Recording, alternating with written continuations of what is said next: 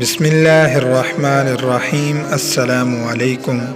پیارے دوستو، ایک رات سلطان محمود غزنوی رحمۃ اللہ علیہ رات کے وقت معمول کے مطابق گشت پر تھے اور ایک تندور کے پاس کسی شخص کو سویا ہوا دیکھا تو اس کو اٹھا کر پوچھا کہ تم کون ہو؟ جواب میں اس شخص نے بتایا کہ میں غریب مزدور ہوں، دن بھر مزدوری کرتا ہوں اور رات کو اس تندور کے پاس ہی سو جاتا ہوں۔ سلطان نے پوچھا کہ اس سردی میں تمہاری رات کیسے گزرتی ہے؟ تو اس مزدور نے جواب میں جو کہا اس نے سلطان کو ہلا کر رکھ دیا۔